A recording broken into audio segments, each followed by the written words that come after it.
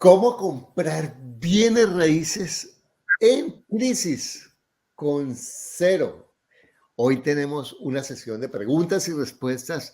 Hemos hemos preguntado a nuestros seguidores, gracias, que nos hagan preguntas sobre bienes raíces. Y hoy invito a mi querida amiga Ana Milena, ¿cómo estás? Que ella es inversionista en bienes raíces, ha creado un portafolio en muy poco tiempo, mientras sigue como ama de casa, o sea, es ama de casa, ella su prioridad son sus hijos, pero al mismo tiempo ha invertido desde comenzando con una situación muy difícil financieramente, ha creado un portafolio increíble y ha sido también inspiradora de muchas personas. Hola Milena, ¿cómo estás?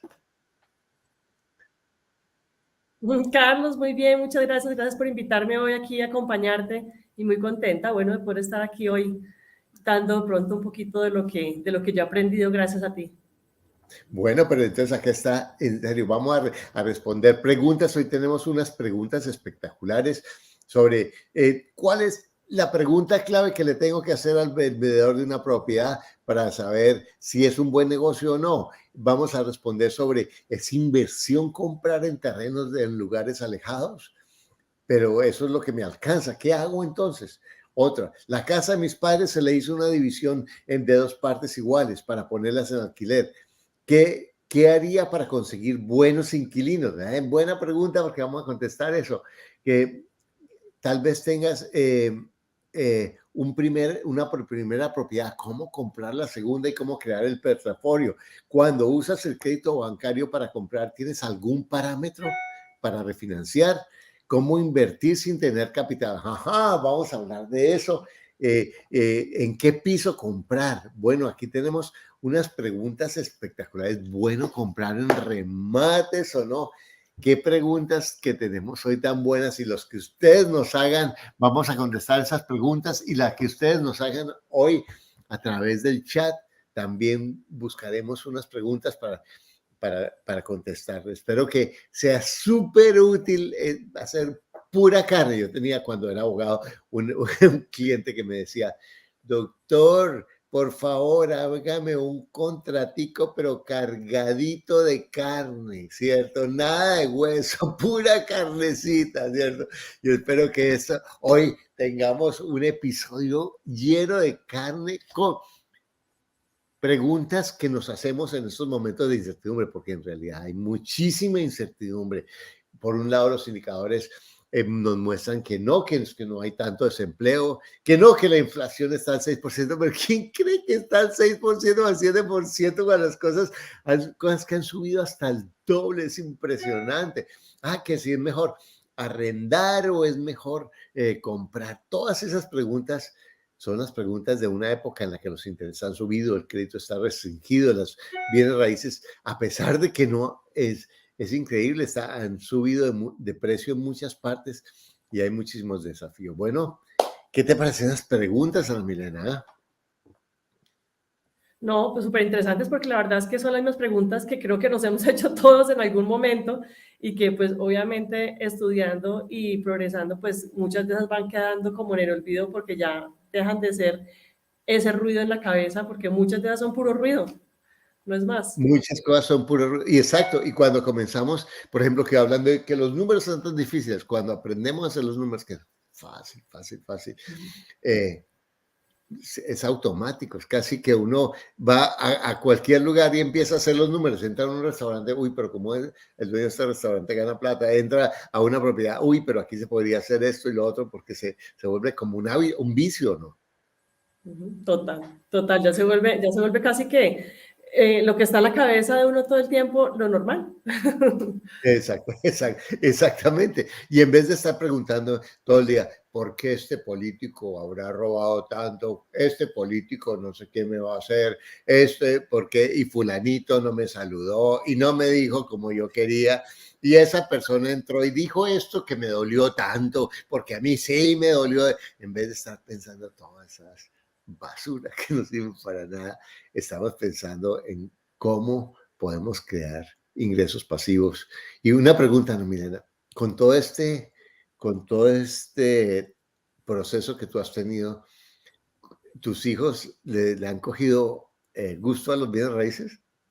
Claro, obviamente al principio me acuerdo que me decían, mamá, pero no entiendo, tú me estás diciendo que no hay plata y estás comprando más, o sea, no, no te entiendo, ¿me explicas, por favor? Entonces, claro, ahorita les explicaba el concepto, yo decía, pues precisamente estoy comprando para que haya más ingresos. La forma en que compro, obviamente lo que va a hacer es que no es que cada vez tenga menos ingresos, sino precisamente más ingresos, y con lo que compro y con el dinero que me entra, lo que compro, pago la casa y efectivamente, pago lo que compré, mejor dicho, y me está quedando un excedente. Entonces, precisamente la idea es ir haciendo que esos ingresos vayan como aumentando. Y al principio les parecía como una idea como tan loca y como que no la lograban terminar de aterrizar. Pero con el tiempo como que ahora es, vas a comprar otra casa, qué chévere, o sea, quiere decir que todos vamos a poder viajar más o vamos a poder hacer más cositas. Exacto, no, es que es increíble. Bueno, aquí quiero darle un saludo a Dylan de Celis, de la David Celis, a Victoria Eugenia Quintero, a Yanei Parra, a Jorge Hurtado, Yeslady Parra, Nando Rueda, Javier Parra, Rubén. Buenos para todos, ¿cómo están? Bueno, vamos con la primera pregunta. Entonces, Dani nos está preparando las preguntas. Entonces, ¿has participado en remates? Nos cuentas, porfa, los detalles para tener en cuenta. Entonces, cuéntanos, ¿tú has participado en remates, Ana Milena? He participado en un remate. Ajá, cuéntanos. Y la verdad es la casa donde vivo en este momento. A mí alguien me contó que yo estaba buscando, nosotros habíamos perdido un apartamento en la época del UPAC, perdimos nuestro apartamento, quedamos viviendo en arriendo, nos quedamos otra vez como sin nada y empezamos como a buscar, bueno, pues, ¿qué hacemos? ¿Compramos, no compramos, nos vamos en arriendo? Y cuando empezamos a buscar qué comprar, me acuerdo que yo le contaba a una amiga que es abogada, que estábamos como buscando algo como con verde para los niños, cuando empezaran a crecer, que tuvieran como verde. Y ella un día me llamó y me dijo, oye, hay un remate de un lote en un condominio afuera de Bogotá espectacular, eh, pues que es muy como lo que tú estás buscando. Yo fui a ese condominio, no me dejaron entrar obviamente porque pues nadie me estaba presentando y pues no me iban simplemente a dejar entrar. Y en ese momento me dijeron que no, que los señores estaban como renegociando el tema, entonces que al fin no le iban a rematar. Bueno, nos dejamos así, nos fuimos inclusive a una asignación temporal de mi esposo por 6 meses afuera del país y llevamos 5 meses en la asignación y pues obviamente ha sido tiempo de ahorrar, porque pues así, esa asignación nos da una posibilidad de ahorrar bastante. Y entonces me dijo, oye, ya que tenemos ese dinero como ahí ahorrado, ¿qué tal si te averiguas otra vez qué pasó con lo del remate? Y llamé a mi amiga y me dijo, mañana lo rematan con el 70% de descuento, porque primero remataban por el 30, después por el 40, nadie apareció, y entonces lo iban a rematar por el 70.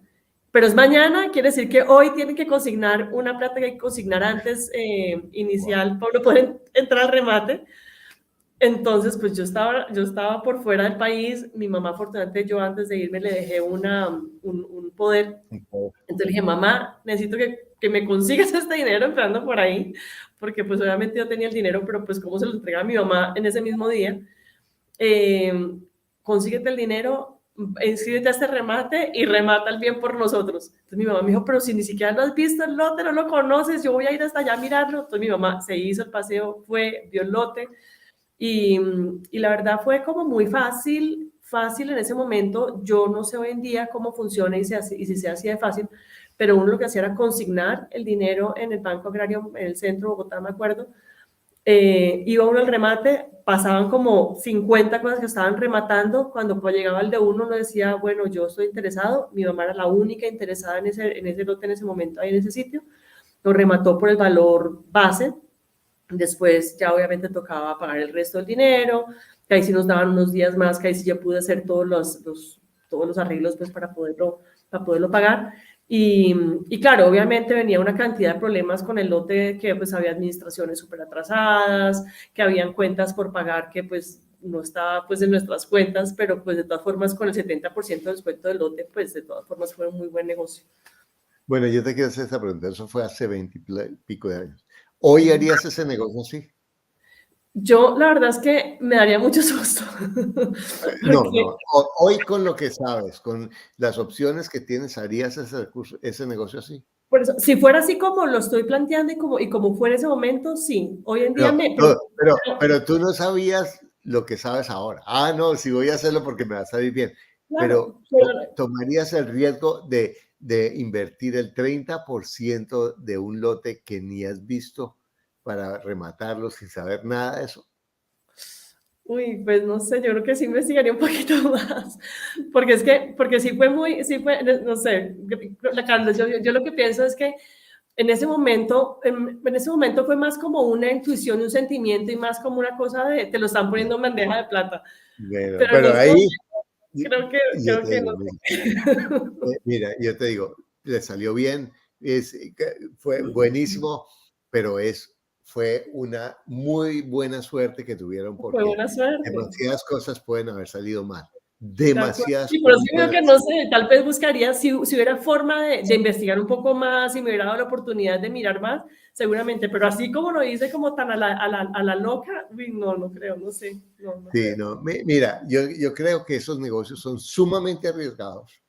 Y una cosa, es como cuando uno juega en la ruleta. Ay, ganaste. Ah, bueno, entonces invierta más porque ganó, ¿me entiendes? Porque eso no es así. En realidad, en la visión que yo tengo ahora, me entusiasmaría, obviamente, pero yo probablemente no haría ese negocio porque pueden salir demasiadas cosas mal. Por eso yo a la gente no le recomiendo los remates, porque los remates, cuando cuando el dueño no maneja eso, depende de demasiadas variables que no podemos controlar. Y hay un podcast sobre remates que ustedes lo pueden buscar, no me acuerdo ahorita el nombre, no sé si Dani me ayuda y ahorita nos pone el nombre. Hay un podcast sobre remates de un estudiante mío mexicano que ha comprado varios remates en México y él ha ganado, pero él diría, hay, hay propiedades donde llevo 10 años tratando de aclarar los títulos de eso.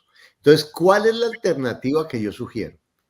Pre-remate, en la que el dueño está en problemas legales, pero él controla. Es más, ahí hay una opción espectacular y es la siguiente. Voy y le digo al dueño, hago una promesa, por ejemplo, con muy poca plata, $200, $300, que si lo pierdo no me importa. Y le digo al dueño, le pido 35%, no sé cuánto de descuento. Y para que él se salga con alguna platica si alcanza los números en el bolsillo. Y voy al banco y le digo al banco, el señor le debe $100,000 y hay un problema legal, yo le voy a dar a usted $30,000 ya banco y y le compro la deuda al banco. Y con eso yo puedo comprar, dándole un poquito de plata al dueño y negociando el crédito más grande con el banco, pidiendo descuento. Y eso puede ser maravilloso porque ahí el dueño puede firmar la escritura una vez el banco le libere la deuda y no tengo que ir a hacerlo a través del juzgado la mayoría de las veces.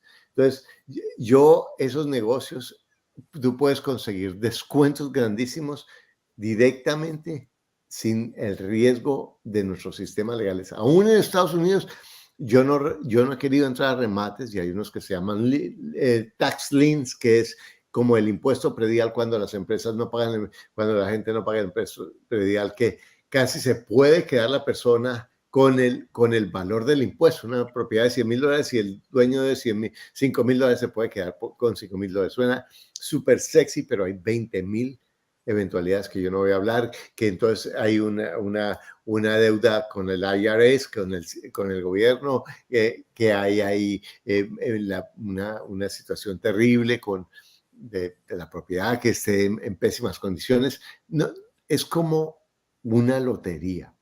Y a mí creo que en la medida en que nos volvemos inversionistas, apostamos menos a la lotería. Bueno, vamos con la siguiente pregunta, por favor.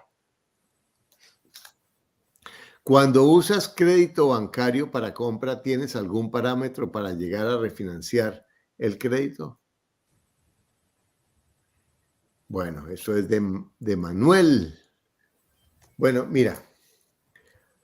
Bueno, ¿qué contestas tú ahí, Ana Milena? Yo tengo una duda de la pregunta porque no la entiendo muy bien. ¿Cómo así que tienes que algún parámetro para llegar a refinanciar el crédito es volver a sacar más dinero de ese crédito que ya tienes o qué quiere decir con refinanciar el crédito? Sí, ahí puede decir varias cosas. Por ejemplo, lo que llaman en Colombia compra de cartera o bajarle el interés, o puede ser que lo que la gente usa de, ya que he pagado tanto, voy a sacar plata de acá para comprar otra propiedad. Yo Sí, creo tienes que como, están las dos cosas y efectivamente yo las dos las he hecho. ¿Y cuáles han sido mis parámetros? Primero que todo, que sea menor tasa y que sean mejores condiciones, punto. Si efectivamente un banco me está dando mejores condiciones que el otro, no la dudo. Pues si son buenos bancos y las dos y los dos tengo mi tranquilidad que son que mi plata está bien y que todo, pues yo no la dudo ni una vez. Lo que sí hago antes de refinanciar, porque yo he hecho las dos, efectivamente, tengo mi crédito, he sacado un crédito nuevo sobre la misma casa, sobre el dinero que ya he pagado, y después he comprado cartera con otro banco, precisamente y lo que hacen es unirme los dos créditos nuevamente y eso pues obviamente me da a mí mejores manejos y me da mejores tasas y me ha dado todo. Pero muchas veces lo que he ido es al mismo banco, le digo, me están ofreciendo esto en el otro y no tengo que hacer todo el papeleo del cambio, no sé qué, sino que el mismo banco me justo. ha Sí. sí, igualado las condiciones del otro y así no he tenido que hacer todo el papeleo, aunque igual tampoco pasa nada, pero pues es como por más facilidad y como ya salir del tema más rápido. En Estados Unidos eso no está fácil. Realmente los bancos son mucho más rígidos cuando una vez que hay para mover los, los, los, los intereses, sobre todo que cuando hay crédito hipotecario, y más que todo porque las hipotecas las han vendido de un banco a otro, o las han metido. Pero en últimas, si tú vas a refinanciar, mira el flujo, cuánto te va a tocar pagar mensualmente, cuánto te pagaba antes. Sí, mira si se te aumenta la deuda, porque hay veces se te baja el interés, pero se te sube la deuda. Entonces mira cuánto te cuestan los costos de cierre, en cuánto tiempo sería, si tú vas a ganar $100 en la disminución de la cuota, pero se te va a subir en $20,000, sí, el, el crédito por la refinanciación. Está haciendo una exageración. Tendrías que pasar 200 meses, casi 20 años, para poder recuperar los $100. Sí, entonces tienes que tener en cuenta cuánto tiempo vas a, a tener que pagar, en cuánto tiempo se te va a pagar esa refinanciación, si es que vale la pena. Porque, por ejemplo, en Colombia los costos de cierre, nada de eso tienes que hacer realmente. Ha sido, para mí por lo menos, decir, no tengo que pagar ningún costo extra, no se me ha subido nada los costos de cierre. Tú quedas con la misma hipoteca, con el mismo, la misma escritura, no hay que hacer escrituras nuevas, todo queda exactamente igual. Lo único que tienes que hacer es firmar con otro banco el traslado de un banco al otro y es realmente, ha sido bastante fácil. Inclusive también a los costos, algunos costos que sí están asociados con que el perito sí tiene que ir y mirar la propiedad y todo el rollo, han sido costos o muy bajos o muchas veces los hemos negociado y no nos han cobrado. Bueno, aquí tenemos una pregunta de Luna Llena que no está en el orden y no importa, pero vamos a ver si la podemos poner. Si no, gracias, Dani.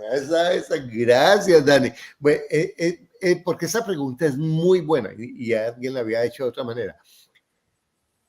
Dice Luna de Llena, es conveniente vender un terreno habitacional. Por el momento estoy rentando, pero no sé si es conveniente vender el terreno.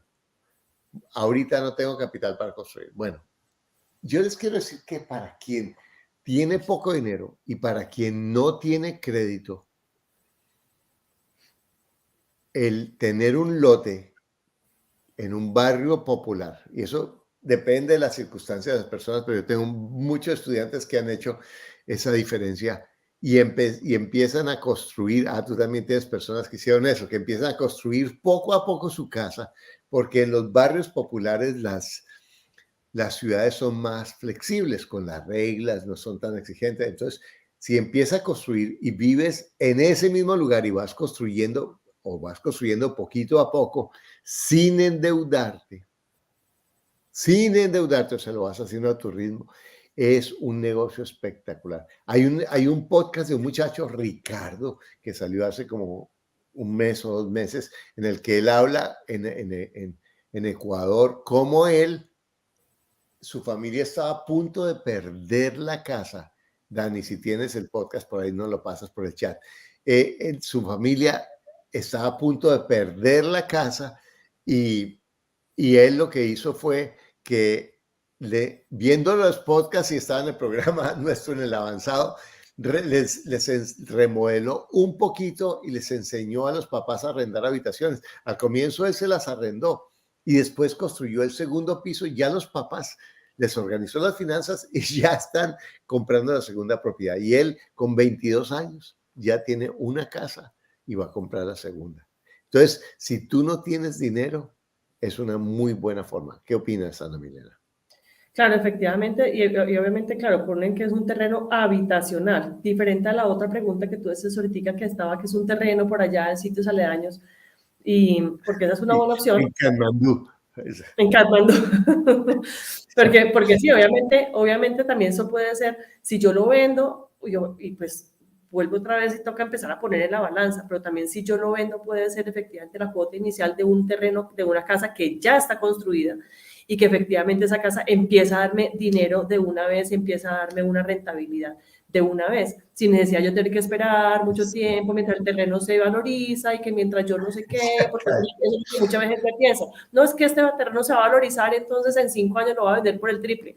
Eso es un supuesto y es obviamente el sueño de todo el mundo. Yo también cometí ese error y todavía tengo un lote y no lo he podido vender. Y está valorizado como 10 veces. Oye, y de buenas que no fue el que conseguiste en el remate. No, ese no fue, no. No, y mira que por ejemplo lo estás diciendo, porque el que yo conseguí el remate, efectivamente, que es el de mi casa, yo lo construí como tú estás diciendo. Yo lo construí, mire, yo creo que me duré por ahí 6, 7 años construyéndolo y efectivamente vivía en él, como desde el segundo año yo ya vivía en él. Y hay gente que pasaba por mi casa y decía, oye, en esa casa nadie se pasa, y nadie se pasa, yo llevaba rato viviendo ahí, pero pareciera que fuera, porque Sí, eso, no había ni siquiera una mesa, no había un mueble, obviamente hasta para moblar nos demoramos hartísimo tiempo y pues no pasaba nada. Entonces, claro, Mira, opción, esa es una opción impresionante y de verdad que muchas personas lo pueden hacer y hacer una remodelación igual, sin meterse a pagar el 15 o el 20% de interés, sino haciéndolo. Va a ser más lento, va a ser incómodo, pero es una posibilidad espectacular. Y eso que hablamos de los lotes, una vez estamos contestando esa pregunta y no hay necesidad que la pongas, Dani, si quieres ponerla. Si vendo mi lote que es lejísimos, de verdad, la gente compra ese lote, lo compré en $10,000 y ahora vale 25,000, qué buen negocio. Y me ofrecieron 23,000 y no lo vendo. Cualquier cosa que te den por encima de 10,000, véndelo, que ya ganaste y coge esa plata. Como dices, si queda en Kamandú, yo nunca voy a ir, nunca voy a vivir. Es que no tienen ni para comprar su casa, se compran unos lotes que ni siquiera tienen la posibilidad de ir porque no tienen tiempo de ir a verlo. ¿Me entiendes? Voy a ir a visitar mi lote, oye, ahí, y ahí como los perros saludan el lote, lo que sea, pero ¿qué más puedo hacer en mi lote? ¿Me entiendes? Si lo tengo ahí esperando a que se valorice, aquí tengo mi activo, lo tengo, ese es no, eso no vale la pena realmente. Muévelo y convierte eso en flujo. O en ese flujo, estoy construyendo, bajar los gastos. Esa es una forma impresionante y para esta época de crisis es espectacular. Vamos con la siguiente pregunta, Dani, por favor. Mi pregunta, tal vez tengas un primer piso, ¿cómo haces para comprar más? O sea, tal vez tengas un primer inmueble, ¿cómo haces para comprar el segundo inmueble? Genial la pregunta. La mayoría de las personas están comprometidas a comprar su primera casa. Muchas no la compran, pero la mayoría están comprometidas. Y ya tengo mi techito, ya tengo en qué morir tranquilo. De aquí me sacarán con los pies adelante, ¿cierto? Y además, eso no es así. Yo he dicho como no me da risa lo estúpido que soy. Yo he dicho como en 4 casas, esta va a ser mi casa para siempre. Mi esposa se burla. No. Ya tengo un letrerito ahí. Esta va a ser mi casa para siempre. Solo cambio la dirección. Porque en la vida real uno cambia cada 7, cada 10 años, ¿cierto? Y eso es. Pero entonces, ¿Cuál sería el consejo que tú das que sería clave para comprar la segunda propiedad? Pues mira, la verdad es que yo pienso que, y eso lo dice Kiyosaki, y a mí me quedó sonando desde que lo oí, y es que efectivamente la primera propiedad no necesariamente la propiedad donde yo voy a vivir. Yo puedo seguir viviendo en esa propiedad, en arriendo, bajito, todo el rollo, y comprar mi primera propiedad y más bien ponerla a producir. Y si efectivamente sigo en ese arriendo bajito en la primera propiedad, donde yo tengo seguramente si compré esa primera propiedad, es porque estaba haciendo un ahorro mensual, pues esa primera propiedad seguramente te va a dar capacidad para hacer un ahorro aún mayor y así ir creciendo tu capital. Y obviamente cada vez va a ser mucho más rápido cómo vas a tener la cuota inicial para esa siguiente propiedad y para la siguiente y para la siguiente. Entonces yo pienso que muchas veces nos precipitamos como comprar es la propiedad en la que quiero vivir y la propiedad donde quiero vivir el resto de mi vida y la propiedad además de mi sueño dorado, en vez de pensar en primero crear un portafolio, crear una base financiera fuerte para ahí sí pensar en mi propiedad, que esa no sería, como dice Kiyosaki, no es patrimonio, eso es puro gasto, porque si es donde yo vivo no me está dando nada, a menos que como en Estados Unidos, que tienen la posibilidad de hacerle el basement y tiene el in-laws y tiene una cantidad de cosas donde puedo arrendar parte de mi propiedad, pero definitivamente no si solamente me va a dar gastos. Y otra cosa es que cuando yo compro la primera propiedad, y yo quiero enfatizar en lo que tú dices, de comprar habiéndose preparado. Mire, yo les voy a decir, a mí una de las cosas que me encanta es cuando la gente dice, estoy ahorrando para tu curso, estoy pagando mis deudas. Me parece perfecto, porque eso es prepararse. Realmente, que no, si yo tengo una deuda, una tarjeta de crédito al 15, 20%, 30% que hay veces que cobran, y tengo la plata ahorita en el banco, el primer negocio es pagar las deudas de las tarjetas, el primer negocio es pagar las deudas malas que yo tenga. Y una vez esté listo, compro la primera propiedad, que puede ser la que yo viva o no, pero en últimas, una vez ya compro la primera propiedad, ya sé cómo es conseguir el crédito en el banco, ya sé cómo es buscar propiedades, ya sé cómo es hacer los números, ya sé cómo qué hacer y qué no hacer, porque eso nos da unos aprendizajes. Y la primera propiedad es difícil, la segunda La es más más fácil, difícil. la tercera es más fácil, la cuarta es como comprar Kleenex, de verdad, y ustedes van a decir, no, el fricachón que está diciendo, pero no, en la medida en que tú vas comprando es más fácil, lo difícil es después es no comprar, porque tenemos tantas oportunidades, aún en época de crisis, aún con intereses altos, aún lo que sea, se consiguen unas oportunidades espectaculares. Bueno, aquí, gracias. Bueno, aquí yo quería contestar otra, perdóname. Aquí dice que es Marisol, tengo 60 años, quiero empezar de la mano de sus consejos a adquirir mi primer predio. Bueno, empieza, edúcate. Entonces, miren una cosa, para las personas que tienen ya edad, tienen que ser más cuidadosas. Es más importante la educación. Mira, toma un año y edúcate en qué comprar. No importa, entra a nuestro programa, mira nuestros videos, lo que sea. Ah, el libro, Un inmueble al año, hace año, de verdad, que yo lo promuevo porque de verdad está mucha de la información organizada que tú puedes empezar con el libro y el libro te puede ayudar. Entonces, empieza a educarte. No compres porque Carlos nos dicen que es buen negocio invertir en heras, porque es lo mismo, es buen negocio invertir en Bitcoin, es buen negocio hacer trading en la bolsa, es buen negocio, no sé, irse a Ucrania, no sé, porque alguien me dijo eso no funciona. Entonces, edúcate, entre más tengas las de edad y menos recursos tengas, más importante es la educación. Dicen, si la educación es costosa, ensaña el no tener educación. Bueno, aquí está. Bueno, entonces vamos con la siguiente pregunta. 3 preguntas claves para un vendedor, a un vendedor de una propiedad usada y saber si es un buen negocio. Bueno, hay muchas preguntas importantes para saber si es buen negocio o no es buen negocio. Lo primero es saber exactamente, preguntar, Mm, bueno, ¿por qué vende? Esa es una buena pregunta. Preguntar. esa pregunta, si le hicieran una oferta, ¿cuánto sería lo mínimo que usted dejaría? Dice Carras, que es un genio en la negociación, dice, el primero que menciona los números pierde. El primero, entonces, haz bien, pregunta, ¿y cuánto sería lo mínimo? Otra pregunta, si usted fuera a arrendar esta casa, ¿en cuánto la arrendaría? Otra pregunta, em, ¿por qué va a hacer con la plata? Mire, esta pregunta es clave, ¿qué va a hacer con la plata? Y yo sé que algunas personas no te la van a responder y algunos hasta se van a sentir un poco incómodos, ofendidos, pero tú lo haces con respeto. Qué pena, le hago la pregunta, pero yo quiero hacer negocio. ¿Usted qué piensa hacer con la plata? ¿En qué piensa invertir? Ah, no, eso no es bueno, gracias, muy amable. Y sigues haciendo preguntas. ¿Qué otra pregunta harías tú que es relevante, Ana Milena? Yo pienso que también una cosa bien importante, y yendo un poquitico a lo que acabas de decir, que muchas veces no le preguntan, no le contestan a unas preguntas, es que yo pienso que las primeras preguntas tienen que ser un poquito para generar un poquitico de conexión con la persona.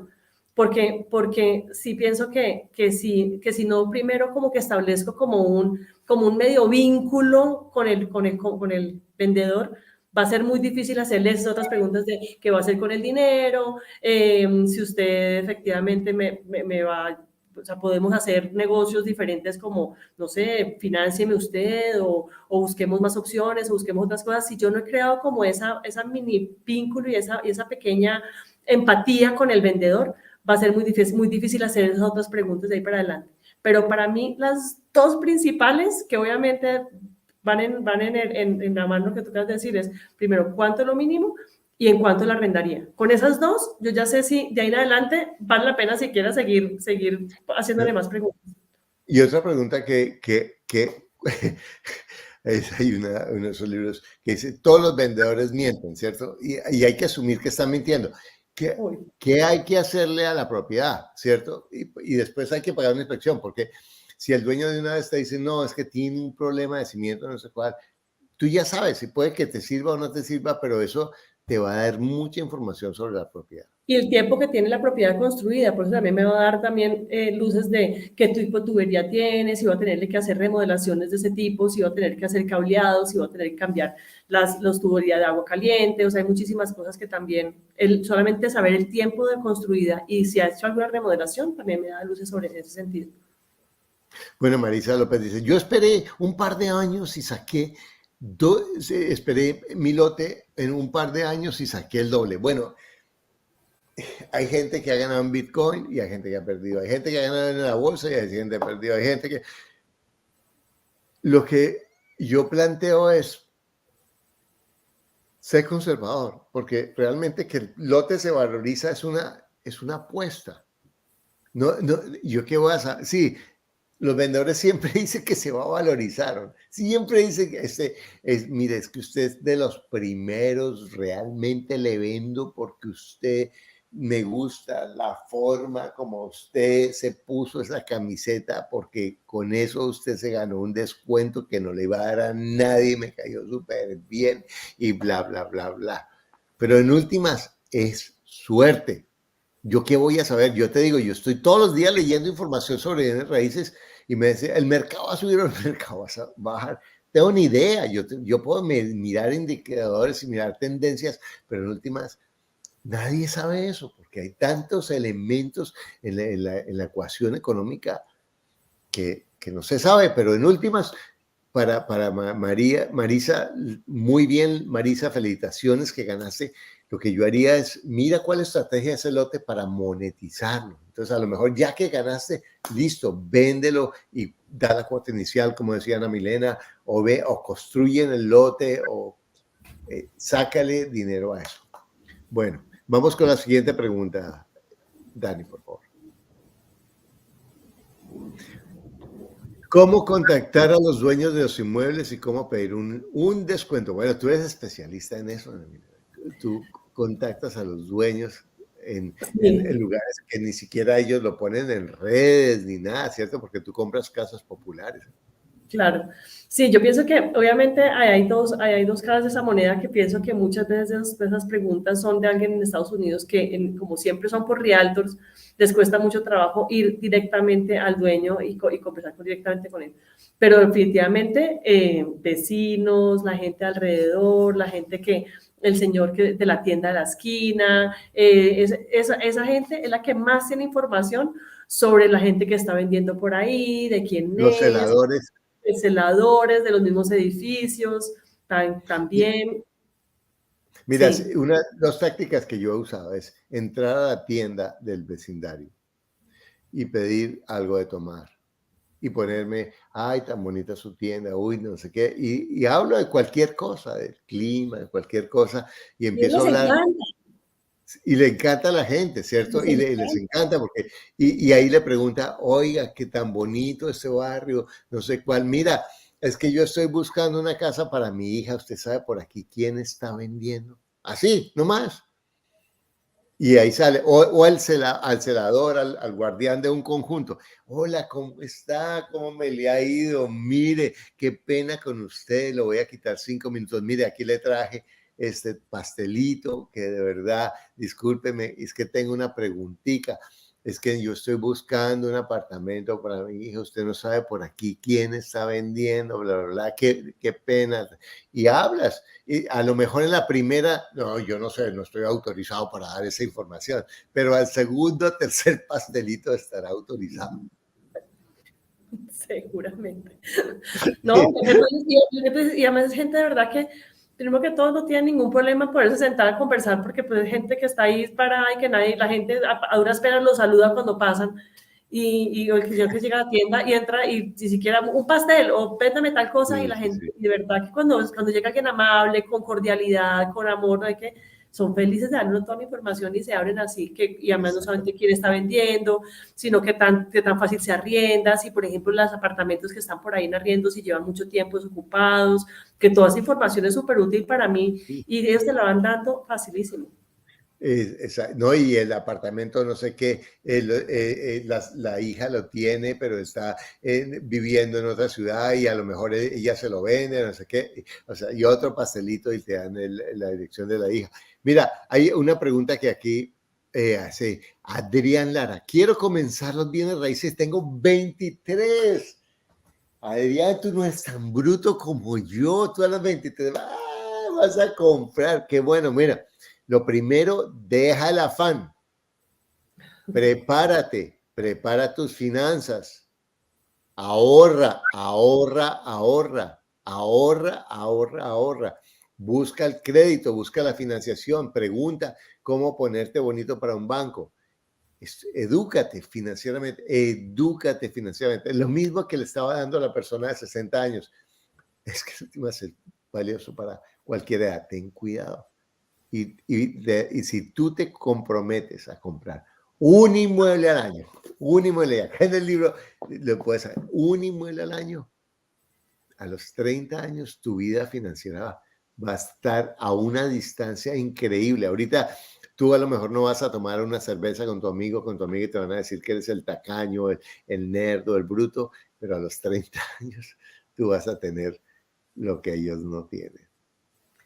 Y obviamente lo que más preguntan, sobre todo cuando están así jovencitos de 23 años, es que obviamente el crédito, pues no han creado historial crediticio y que entonces cómo hago y pues obviamente empiezan a trabajar apenas si tienen un ingreso que pues todavía no pueden demostrar mucho al banco, pero pues igual es lo primero, saca tu primera tarjeta de crédito con cero, obviamente sabiendo que tiene que tener muy buenos beneficios, que no tengas cuotas de manejo, que no tengas nada, pero que es la forma que puedes ir empezando a crear una historia crediticia para más adelante poder ir al banco a pedir ese crédito, que mientras te vas educando, vas creando ese crédito y que pues obviamente te hacer un muy buen manejo, todo a una cuota, sin pagar intereses, educándote muy, muy, muy bien para que ese manejo de esa tarjeta también sea muy bien hecho. Y nosotros tenemos muchos estudiantes, y puedo decir muchos, ¿cierta manera? Que tienen 19, entraron al programa con 19 años y han comprado 20 años, 21 años, 22 años y han comprado propiedades y ya hay unos, el muchacho Ricardo que hablábamos, que Dani compartió, si tú miras el chat más arriba está ese podcast de Ricardo que te lo recomiendo, es espectacular ese podcast. Aquí está Marisol, dice, yo puedo estar interesada con mi esposo en una casa, pero ¿cómo estás, Marisol? ¿Cómo sé que la persona es honesta y que el predio no tiene antecedentes? Bueno, hay unos gastos que son importantísimos hacerlos cuando a ti te gusta una propiedad. Uno es una inspección profesional, es pedirle a alguien que vaya y mire por ejemplo, en Estados Unidos, el aire acondicionado, el techo, que aquí el techo hay que cambiarlo cada 15 años, tienes que saber la electricidad, ¿cierto? La plomería, los pisos, los baños, eso es lo fundamental. Y si tú no sabes, lleva a alguien que te mira, abrir las llaves de los baños para ver si la plomería la estás viendo fluir bien. Eso dentro de la parte física. Dentro de la parte legal es importante conseguir un abogado. O sea, si tienes un realtor, un agente de bienes raíces, muy bueno porque acuérdate, la comisión de la gente la paga es el vendedor. Y si el vendedor no está dispuesto a pagar y tú tienes un buen realtor, tú ofreces, le das un porcentaje, ¿no? Le das una plata para que te ayude a hacer el negocio si la persona es buena haciendo el negocio. Y de todas maneras, pagar un abogado o un estudio de títulos para hacer bien el negocio. Eso siempre es una inversión que a lo mejor terminas diciendo tiene enredos y te ahorraste decenas o cientos de miles de dólares por gastar $500. De acuerdo, para mí yo creo que mi mano derecha, la persona más importante cuando yo hago mis negocios es el abogado que tengo al lado. Para mí ha sido casi que mi salvavidas para absolutamente todos. Y la única vez que no lo he usado porque pienso, no, ya todo está claro, todo está... es la vez que más me enredé. Por una cosa súper tonta, por una palabrita que faltó ahí en la escritura, perdí. Exacto. No ahorres en eso y ten mira, uno tiene que tener un buen abogado, aunque sea costoso. Un abogado costoso o un contador costoso no significan que sean buenos, ¿cierto? Porque hay unos que son costosos y son un paquete falso que no son pura paja. Yo hablo de gente que sepa, que a mí me gusta y parece un poco rudo lo que voy a decir, busca abogados de los ricos, porque los ricos saben, y un contador que le haga el trabajo a los ricos, porque no se trata de que robes impuestos, no se trata de eso, se trata de que lo hagas legalmente. Utilizar para tu beneficio simplemente lo que legalmente ya está. Exactamente. Aquí está, viajando ando, eso. Interesante. Viajando ando, mírala para abajo. Nos hace la pregunta. Tengo un edificio de 6 apartamentos, pero da muy poco dinero mensual. Debo venderlos. ¿Qué dices, Ana Milena? Yo ahorita Tengo un edificio que me pusieron la pregunta y no la vi muy bien. Tengo un edificio de 6 apartamentos. Pero me dan poco dinero mensual. ¿Debo venderlo? Uy, sí, yo eso fue lo que hice. Yo inclusive compré un apartamento en Planos, que otro errorcísimo que cometí antes de empezar aquí contigo. Y ese apartamento, pues realmente el retorno que me daba era bajito, no me alcanzaba para pagar ni siquiera la cuota. Y cuando lo vendí, efectivamente me gané muchísimo de cuando lo compré a cuando lo vendí. Y ese dinero me dio para comprarme una casa que me daba ingresos el triple de lo que me daba ese apartamento. Porque muchas veces apartamentos como son tan bonitos y tan tiernos, no son como tan productivos. Pero mira, yo aquí tengo una respuesta un poco diferente a la tuya, porque ella dice que tiene un edificio. Ah, el edificio es como... Muchas veces las propiedades no dan, por eso los inversionistas compramos, porque son buenas propiedades mal administradas.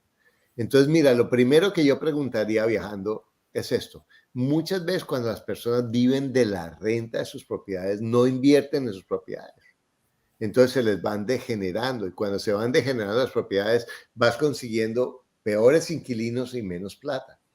Entonces, lo primero es, has administrado tu propiedad bien en invertirle para que esté para que tengas inquilinos que se sientan orgullosos de vivir ahí.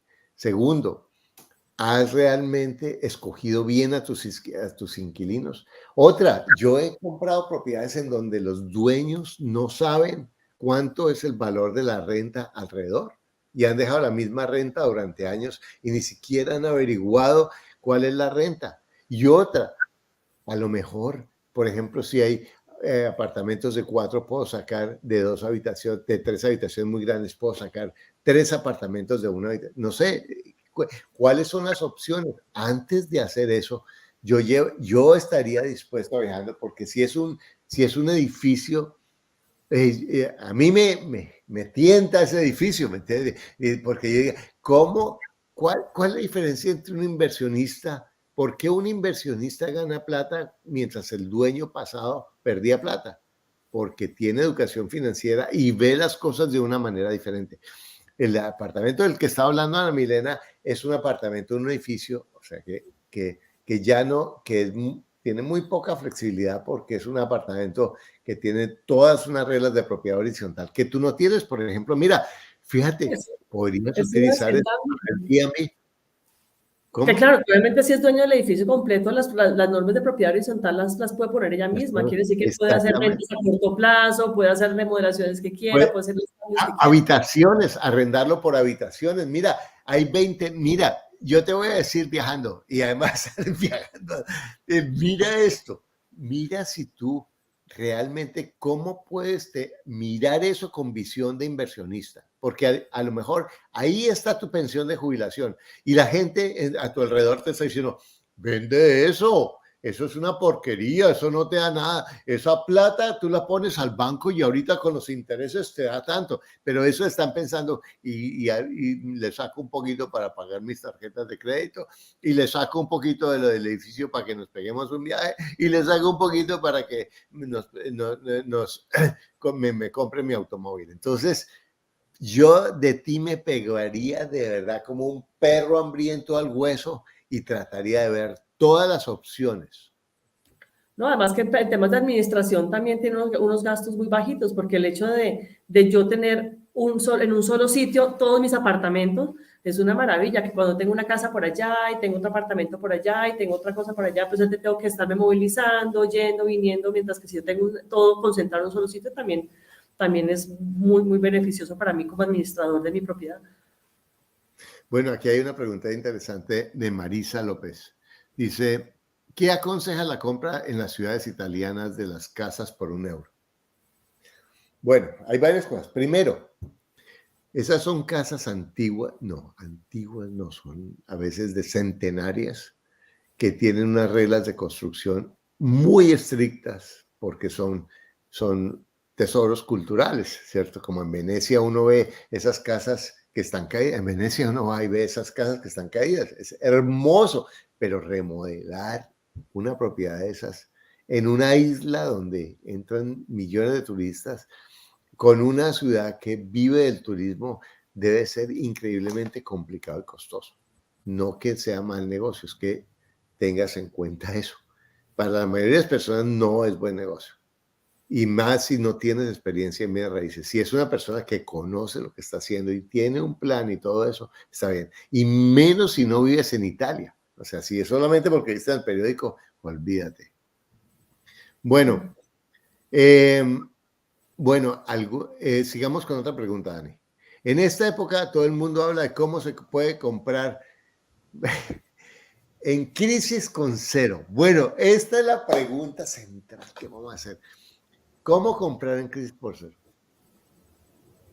Vamos a empezar a hablar de los paradigmas, de los ruidos. En este momento está el ruido de que no hay propiedades, no hay crédito, está muy costoso. Nadie me va a dar ningún crédito. Ayer, una estudiante mía, me acuerdo el nombre, Kelly, me cuenta esta historia y me hace una pregunta. Voy a hablar de la historia. Y ella me dice, mi vecino, a quien conocí, se fue y dejó la casa abandonada y sus hijos la están viendo qué hacen con ella, la casa está en pésimo negocio, en pésimas condiciones, y ellos están dispuestos a darme financiación del dueño y hacer cualquier cosa. Y a darme un descuento de casi un 35-40%. Yo a la casa le tengo que meter $20,000. La casa terminada vale $400,000. Disculpen, no estoy seguro que son exactamente los números, pero más o menos. Entonces, si me la venden a mí en 4x4, 16, 100, en $250,000, dice la señora, y yo le meto $20,000, son $270,000, cuando la casa vale $400,000. ¿Qué hace ella? Ahora, cero no significa sin plata. Yo tengo un video de cómo se compra una casa sin plata. Dani, si tú lo encuentras, sería buenísimo para que vean ahí cómo es la figura, que funciona aunque los intereses estén altos. Entonces, esta señora Cali compra la propiedad, le hacen la escritura, da una platica pequeña o lo que sea, negocia, remodela la propiedad con los $20,000 y ya la propiedad no vale $270,000, sino vale $380,000. O sea, y con $380,000 ella puede ir al banco, 380 por .80, y puede sacar $304,000. O sea, en teoría, ese negocio es que la persona mete 20,000, vamos a decir $10,000 más, sale 280,000 entre lo que paga y la cuota inicial, refinancia por $304,000, le dan 304,000 y le paga al dueño, saca sus $20,000 que recibió y se queda 20,000 en el bolsillo. Exactamente, esa es la figura. Y con la renta de la casa. ¿Cómo? Y con la renta de la casa, además. Y con la renta de la casa. Eso yo lo hice con un edificio de 16 unidades que yo compré. También está ese video. Y que es un negocio mucho más grande, pero el concepto es lo mismo para una casa. Por eso de comprar la casa más fea en el mejor vecindario, ¿cierto? Lo de feo es importante porque feo significa descuidado, feo significa que tiene potencial. Y tú no puedes cambiar el vecindario, pero sí puedes cambiar la casa. Entonces, hay muy buenas oportunidades. ¿Por qué hay más oportunidades ahora?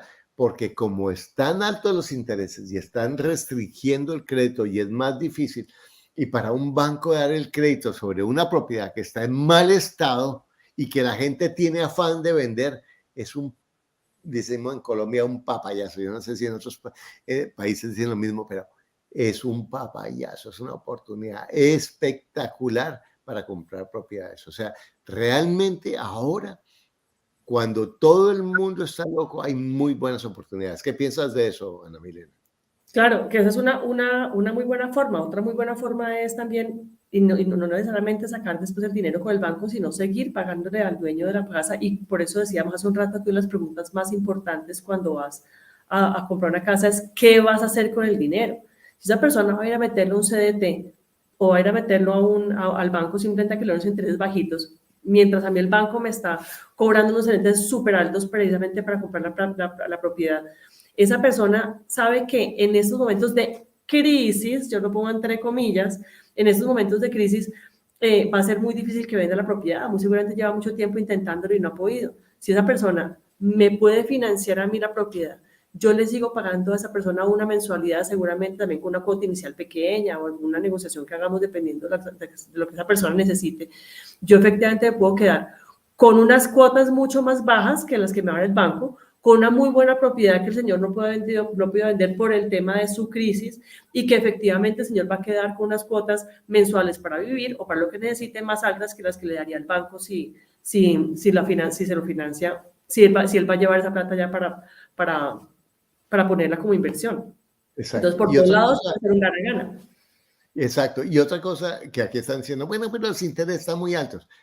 Yo les voy a decir, ¿qué importa si los intereses están altos? Si tú haces los números y la cuota te paga a ti la hipoteca y te paga los gastos de la propiedad. Porque en última, si yo he sacado mi plata y aunque no me quede flujo positivo, que me puede quedar, ojalá, ¿cierto? Pero se paga sola, realmente es un negociazo, porque eso se llama una rentabilidad infinita, ¿o no? Total. Así tenemos un estudiante precisamente que acaba de comprar una propiedad donde efectivamente en Colombia los intereses a él se los daban altísimos porque además acaba de llegar de otro país, no tiene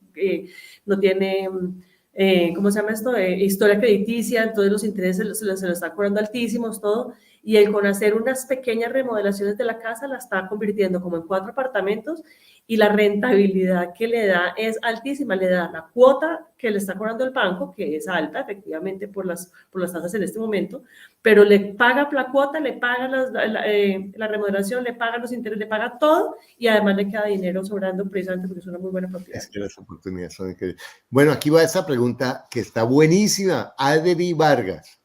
Si no tengo ni dinero ni ingresos actuales, estaría bien hipotecar donde vivo y con eso comprar otra propiedad. No, no, no. ¿Cómo? Yo sí lo hice, yo creo que sí. ¿Dices que sí? Depende, Carlos, depende. Eso es lo que yo hice para comprar mi primera propiedad, es más, para comprar mis propiedades. Pero Eso fíjate, no, depende. no, claro, pero una cosa, pero tú tenías otras fuentes. Tú no empezaste sola. Claro, pero una cosa, Carlos, si efectivamente yo pienso que lo importante es, eh, es que hay dos caras de la moneda, como yo lo veo, porque yo te he oído a ti decir lo contrario y yo pienso que es que hay dos caras de la moneda.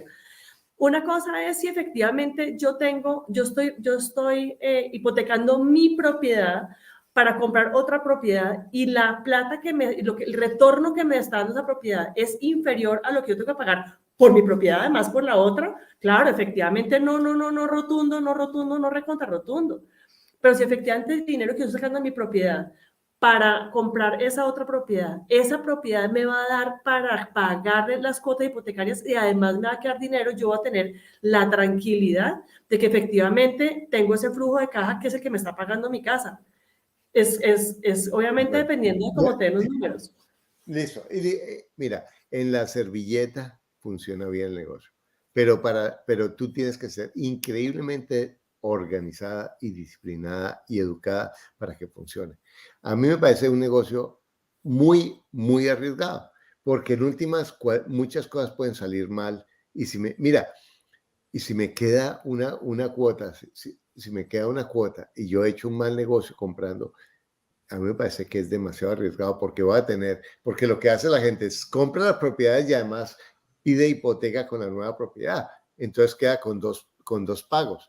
Ya, miren, yo lo que le digo a Adri Vargas, de verdad, y Ana Milena es más joven, a lo mejor toma más riesgos, pero yo no le recomiendo a nadie que haga eso si no está muy educado financieramente, si no sabe qué es lo que está haciendo, si no sabe los números, si no sabe cómo manejar las propiedades, porque es Claro, que muy los riesgoso. números te den súper claros, efectivamente, eso es obviamente con la educación y con la tranquilidad que efectivamente esa casa me está dando para pagar todos los gastos de la propiedad, que es que no importa que la plata la he sacado por mi propiedad, esa plata es de esa propiedad, no es de la propiedad donde yo vivo. Entonces sí tiene que ser que efectivamente esa otra propiedad me esté pagando en los gastos de la Sí, mía. yo realmente entiendo y estoy de acuerdo contigo que cada caso es particular, pero yo a la mayoría de las personas les diría que no hagan ese negocio, y menos con el nivel de los intereses ahora y con la incertidumbre financiera que hay ahora. Porque ayer estaba leyendo que, por ejemplo, en Estados Unidos se están sacando préstamos con 1%, con 3% ha habido muchas veces, pero el punto es que si una persona entra muy a ras a una propiedad y se afecta su situación financiera, va a estar en problemas grandes, porque ahí puede perder las dos propiedades. Y por otro lado, estamos en un mercado en el que puede bajar un poquito el mercado, entonces queda lo que dicen debajo de agua, queda debiendo más de lo que vale la propiedad, y eso es un riesgo increíble. Entonces yo a Adri Vargas le diría, primero, que se enfoque en organizar sus finanzas personales. Segundo, mire si en su casa, por ejemplo, podría arrendarla y sacarla a habitaciones o sacar un garaje que lo convierta en habitaciones, mire o hacer renta de Airbnb. ¿Qué es lo que podría hacer para resolver su situación financiera con la casa? Y otra cosa es que yo creo que cuando uno está en mala situación, no solamente la parte financiera, sino psicológicamente está muy vulnerable, es un pésimo momento para endeudarse. Es pésimo momento para endeudarse porque uno está supremamente inseguro, supremamente frágil. Entonces, yo eso les diría, todo se puede hacer, pero hay que tener cuidado, cuidado, cuidado. Y una cosa, mira, las personas que te rodean te van a decir, plata fácil, vende, ¿cierto? Hipoteca. No, no te endeudes. Soluciona la base, la fundación, que es tu situación financiera. Bueno, vamos con otra, la última pregunta, Dani, escoge una, la última. ¿Deberíamos esperar a que pase la crisis para comprar ya?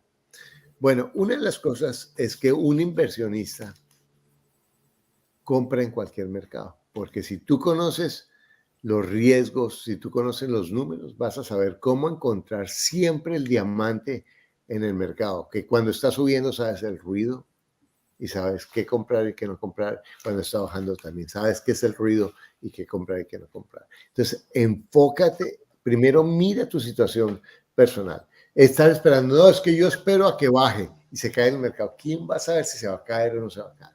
Eso es una especulación. Entonces, más bien mira tu situación financiera, consolídate, paga tus deudas, vuélvete de menos vulnerable a los altibajos financieros, edúcate financieramente, busca las posibilidades de crédito para ti, así no compres, ¿sí? Y empieza a buscar y a buscar y a buscar y a buscar. Y haz los números, busca que la propiedad, como estábamos mencionando, con la renta pagues la hipoteca, con la renta pagues los gastos y idealmente que te quede un flujo positivo. Eso realmente, ese es el juego. No importa. Y ahorita hay muchísimas oportunidades para comprar. Muchísimas si yo busco. Bueno. Yo agregaría ¿Cómo? solamente que lo importante es hacer la tarea. Yo pienso que no hay que pensar en que si hay crisis en este momento, que si no hay crisis, es hacer la tarea, hacer lo que hay que hacer, mirar, buscar, educarte, ir al banco, hacer el negociar, independientemente de compres o no compres, hacer la tarea, hacer la tarea, hacer la tarea, hacer la tarea. Y en haciendo la tarea va a aparecer la oportunidad que sí te funciona y que sí te dan los números y que todo. Y puede que no sea el momento y puede que efectivamente no te dé en este momento y no aparezca la oportunidad, pero que efectivamente cuando de pronto baje la crisis o lo que sea, ya has hecho la tarea, ya has practicado tanto que en el momento en que efectivamente las condiciones de pronto estén mejores para ti, ya es muchísimo más fácil simplemente comprar. Y aquí terminamos con un comentario que es perfecto del Benny Sánchez. Dice, don Carlos, quiero educarme, pero estoy desempleado y endeudado. Y he estado ahí muchas veces. Mira, no importa en dónde estás, tú puedes salir de ahí. Mira, y de verdad, aquí está, un inmueble al año no hace daño. Ahí está todo para que tú puedas salir de donde estás con un plan financiero. Lo puedes comprar en Colombia, lo puedes comprar en las librerías. En México creo que están algunas librerías, pero en Amazon lo puedes conseguir. Realmente, o mira los videos del canal, hay muchísimas oportunidades, pero decide que vas a salir de ahí. Edúcate financieramente. Mira, tú no tienes, no estás donde estás porque seas una mala persona o si no, no estarías aquí, no, ni porque seas irresponsable o si no, no estarías preguntándome eso. Es porque tú no sabes las reglas del juego y no son complicadas porque las hemos oído. Es aprender también los pensamientos adecuados y que lo puedes hacer, comenzar viendo los videos de este canal. Hay muchísimas personas que viendo los videos de este canal han hecho cambios impresionantes en su vida. Bueno, para cerrar, y mucha suerte, Albeni. Para cerrar, Ana Milena. No, pues yo diría que precisamente educarse no necesariamente tiene que ser invertir millones y una cantidad de dinero, que efectivamente la educación está a la manito de todos. Yo empecé todo este paseo con un libro que una amiga me prestó Y fue como yo empecé de verdad a abrir mi mente, fue como, wow, es que aquí hay todo un mundo que yo no he visto. Y fue un libro prestado de una amiga con la que fui a almorzar un día. Y es simplemente empezar como que querer, tener esa intención efectivamente de querer progresar, de querer ser mejor. Y seguramente con el hecho solamente de abrir mi mente a querer caminar en ese camino, las posibilidades empiezan a abrir solitas porque yo ya estoy preparado y estoy listo para recibirlas. Entonces, nada, desánimo todos, es abrir la mente, abrir el corazón, abrir la entendedera, como diría mi abuela, y las Y oportunidades mover empiezan a el, llegar. y mover el trasero. Mira, en vez de estar mirando TikTok, edúcate y mira, mira los videos, pero también haz tu tarea, paga tus deudas, organiza tus finanzas, ponte en una situación incómoda. Es imposible cambiar si no te pones y aprender y crecer si no te pones en una situación incómoda. Porque en últimas, crecer es incómodo, no tiene que ser doloroso, porque no pain, no gain, no tiene que ser doloroso, pero sí es incómodo, es exigirse, ¿cierto? Es salir de la comodidad de yo sé, me da miedo, sí, a todos nos da miedo. Yo voy a hacer un live, a mí me da miedo, puede que haya hecho 800 videos, pero me da miedo, me siento inseguro, voy a hablar, siempre hay mayores niveles de inseguridad, porque la loca de la casa siempre está diciendo, tú no sirves, tú no vales, no eres suficiente, pero eso es pura carreta, porque recuerda, tienes todo lo que necesitas para lograr lo que tú quieres, lo único que te aleja es un pensamiento que no es cierto. Bueno, que pases un día maravilloso, gracias a Milena, y nos Gracias por vemos la invitación, en Carlos, nuestro un próximo abrazo. video. Chao, chao, chao. Gracias.